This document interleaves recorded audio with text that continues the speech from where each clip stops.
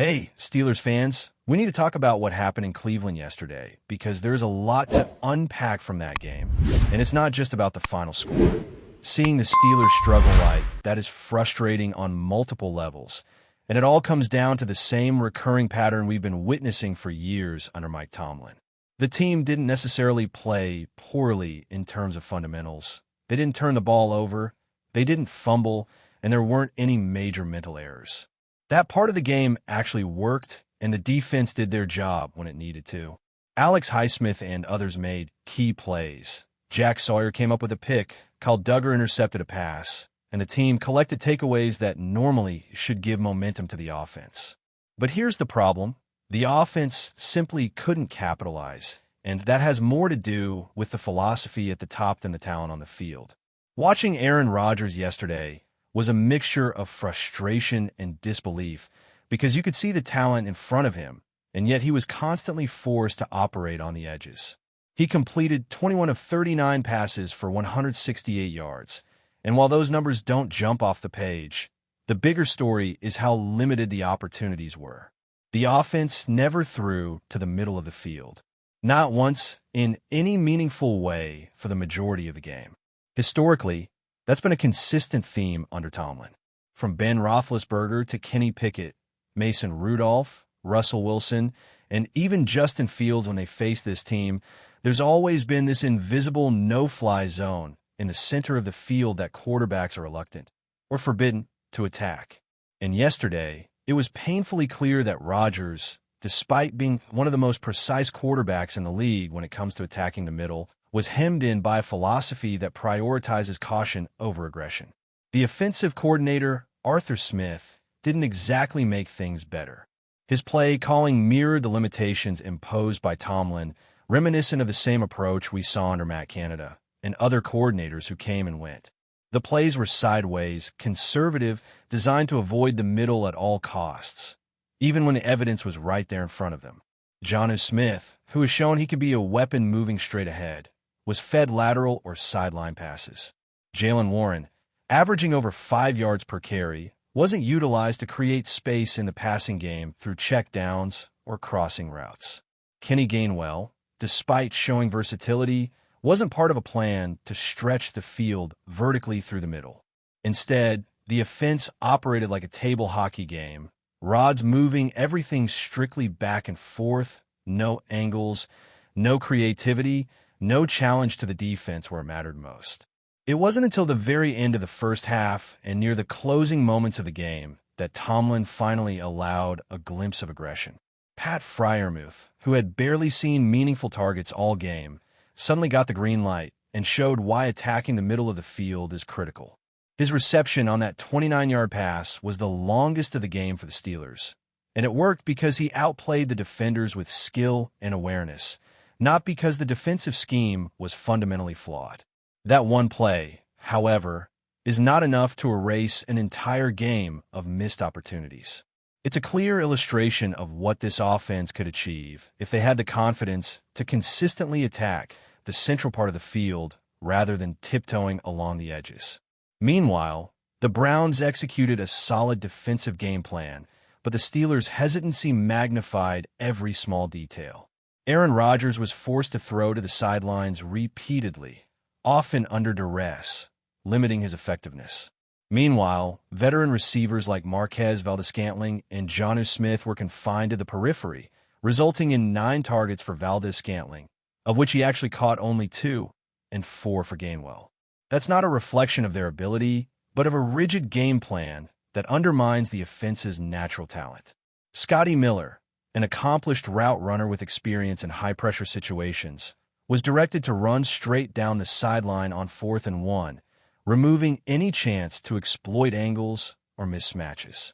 It's a microcosm of the entire philosophy. Put the players in positions where their strengths are neutralized rather than maximized, all in the name of avoiding perceived risk.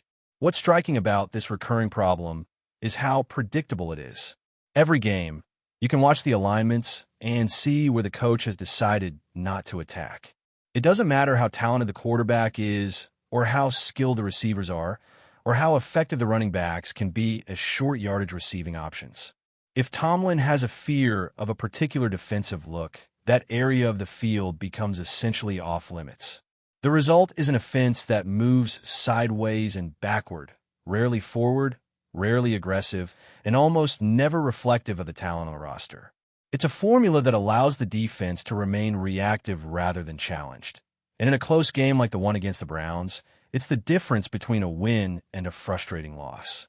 It's also important to point out that the defensive performance yesterday wasn't the issue. The Steelers' defense, despite a shaky start, managed to contain key plays and force turnovers that should have given the offense a chance to take control.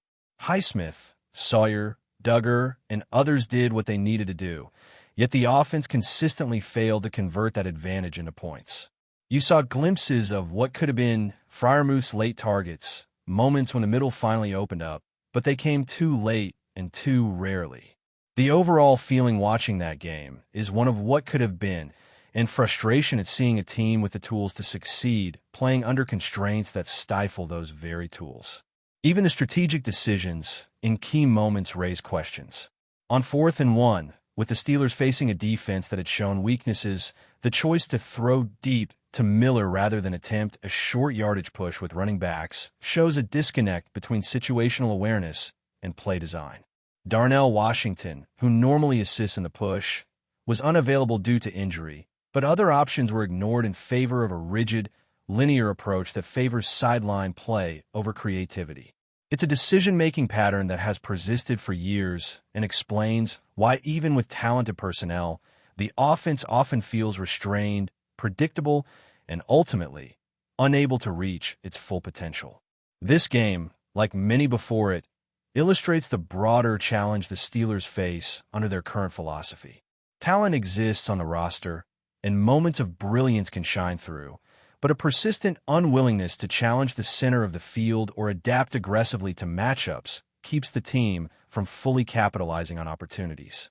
While the defense and skill players did their parts admirably, the offense's self-imposed limitations became the defining storyline of the afternoon.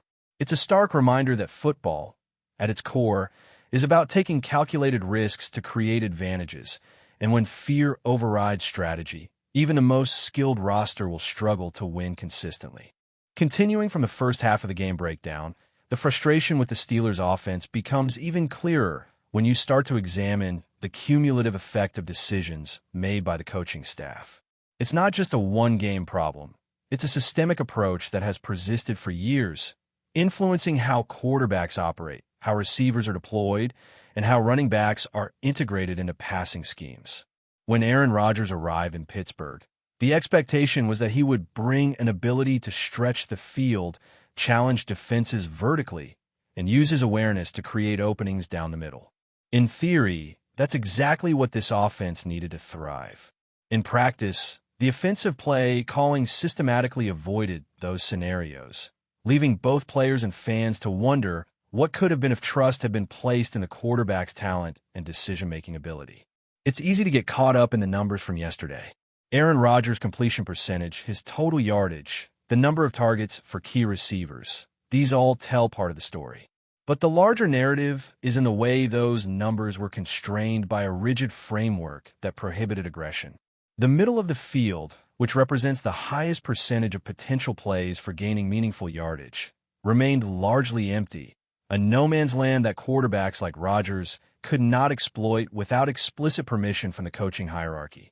Meanwhile, defenders for the Browns could roam freely, knowing that their most dangerous threats were confined to the sidelines. It's almost as if the Steelers were actively scripting limitations into their own offense, instead of adapting dynamically to the defense in front of them. The contrast between moments of freedom and restriction was stark. Pat Freiermuth's late-game targets demonstrated what happens when a player is allowed to operate in his natural zone. He executed cleanly, created separation, and turned a high-quality reception into positive yardage that could have been a game-changing sequence had it come earlier. That single example encapsulates the potential that exists within the roster, but also highlights how infrequent such opportunities are when the philosophy emphasizes fear over creativity. Similarly, Jonnu Smith and Jalen Warren both showcased their versatility in bursts. but those bursts were constrained to sideline plays or controlled checkdowns, denying them the chance to fully influence the game's outcome. Watching these athletes operate under such limitations is frustrating, not because of their skill, but because it is so clearly being underutilized. Aaron Rodgers' talent and experience should theoretically provide a solution to these constraints. He is capable of reading defenses, adjusting routes on the fly, and exploiting gaps with surgical precision. Yet, the coaching philosophy actively discourages the very plays that align with his strengths. Historically, this has been a recurring problem for Pittsburgh quarterbacks. Ben Roethlisberger, Kenny Pickett, Mason Rudolph, and others have all faced the same invisible barrier over the middle of the field. No matter how capable the quarterback, the system forces them to operate laterally, to avoid vertical threats in the center, and to limit their own natural instincts for fear of overextending. The effect is predictable. Underutilized skill sets, stalled drives, and missed opportunities to score or swing momentum decisively.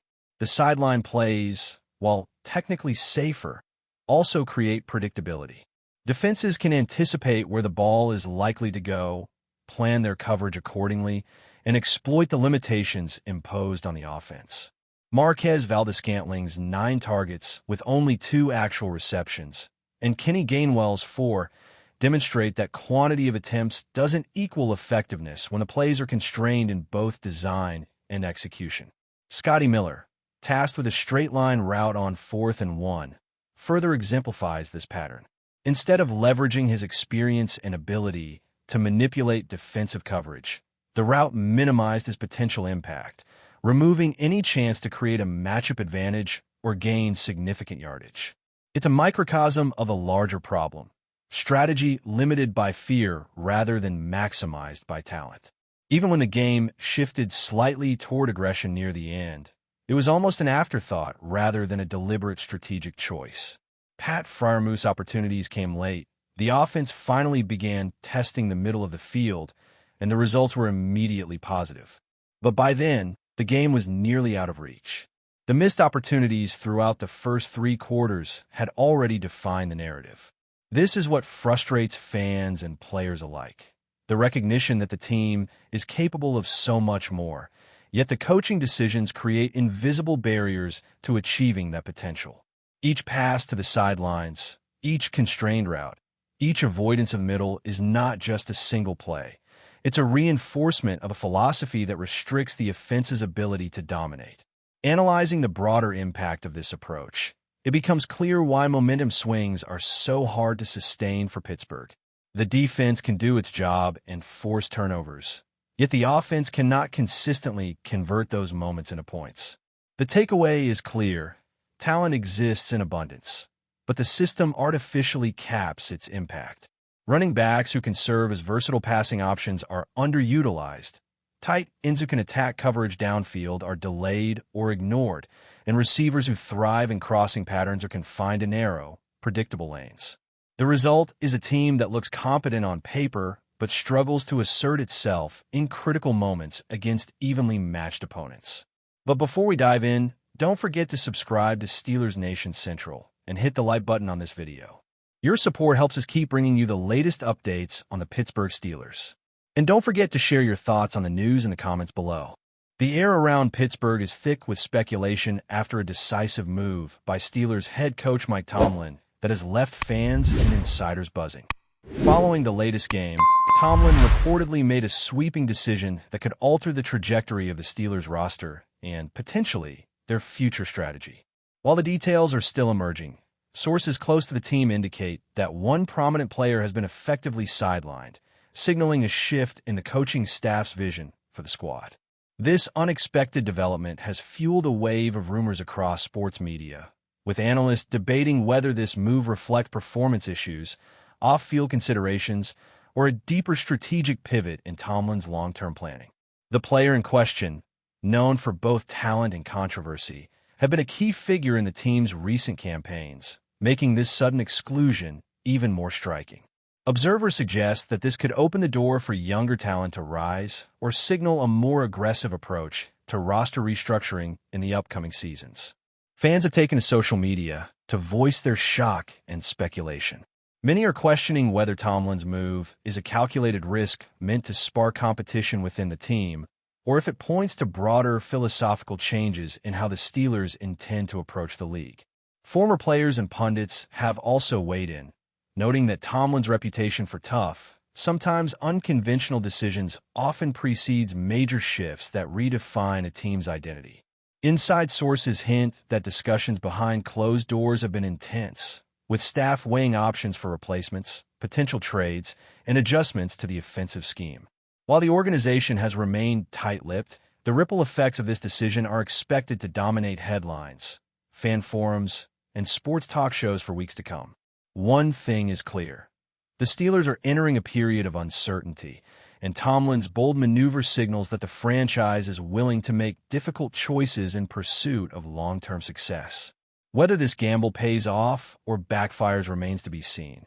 But for now, the NFL world watches Pittsburgh with keen interest, knowing that the course of the Steelers' near future has just shifted dramatically. That's it for this update. If you enjoyed the video and want to keep receiving exclusive news about the Pittsburgh Steelers, make sure to subscribe to Steelers Nation Central and give this video a like. We always look forward to hearing your comments and opinions. See you in the next video.